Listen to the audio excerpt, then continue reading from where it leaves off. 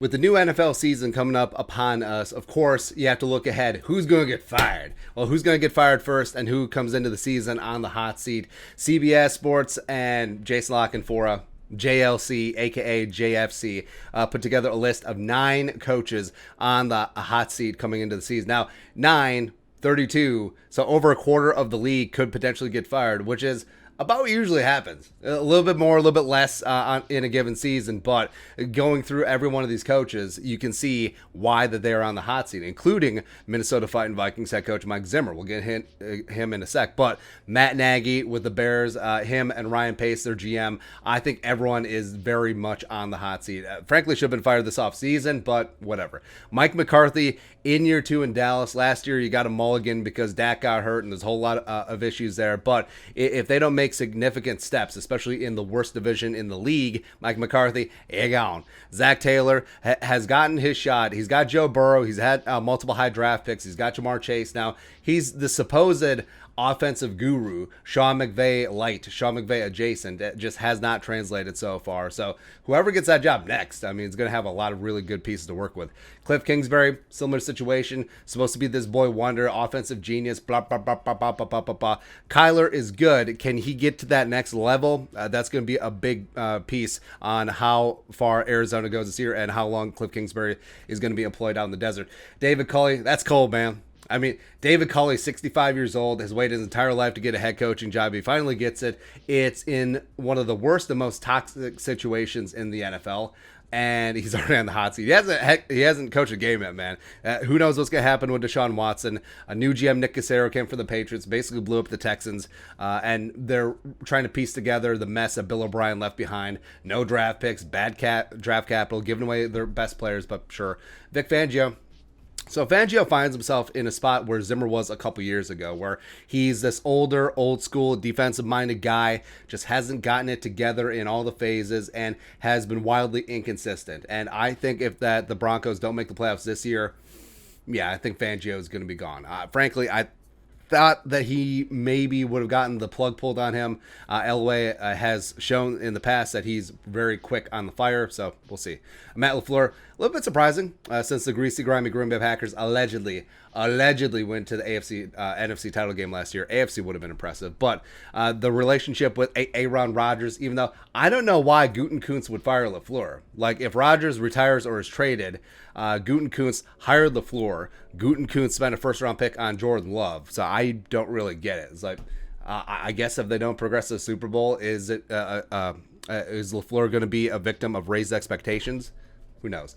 Sort of the same thing with Brian Flores. I love what Flores and GM Chris Greer have done with the Dolphins, but Tua's got to get it together in the most important position in all of team sports, unless we're talking about the 2020 Offensive Rookie of the Year race. And the Dolphins last year, I thought the Dolphins would have made the playoffs. They were so close. They could have done some damage. But now with the AFC East potentially tough again, because last year was the year to do it. The Bills took advantage of the Patriots down season. I think the Patriots and Belichick will be back this season, but sure. And then with Zimmer. So I do like Mike Zimmer a lot, and he is a very good head coach. But the question is, can he be a great head coach? Can he be the one that is going to win you the Super Bowl? And this team is talented, man. They spent every single dollar out there. Well, not every single dollar. They still got cap space, but they brought in veteran-laden talent at every single level of that defense, just really patching up all those holes and the messes that they had last year when they tried to be cute, tried to rebuild on the fly. You got rid of all your veterans, brought in young guys, and during the COVID off season where young players were certainly going to be not given as many opportunities as in a normal season to get up to speed, and you saw what happened. Defense was ass. Offense was pretty good. Can they transition from Gary Kubiak to Clint Kubiak? And now they have a revamped, a rebuilt offensive line. Can they be top 5 on offense? Can Zimmer get that defense together? Can he become head coach of the entire team as opposed to just a defense coordinator with the challenge flag? And I understand that his .576 winning percentage is third best in Vikings team history behind the great Bud Grant and the late great Denny Green. And I understand that he's gone to the NFC title game before. He's won 2 playoff games. But facts are, he has never had a back-to-back winning season. He's never had back-to-back winning seasons. And I know even odds. I don't buy that, but it just shows how inconsistent this team can be. Plus, we forget there's a handful of games every single year. You can almost set your watch by it where this team just does not show up. Just does not show up, and then Zimmer throws the players under the bus. Oh, well, they weren't prepared. That's your job. That's your job, man. Fine. But there are no excuses this year. I understand that the media is still sleeping on the Vikings. They're like, oh, maybe if everything goes right, they'll go 7-10 or 8-9 or whatever. But this is a Super Bowl caliber team, man. And even if Aaron Rodgers stays, the alleged 2020 NFL MVP, don't care. Do not care at all.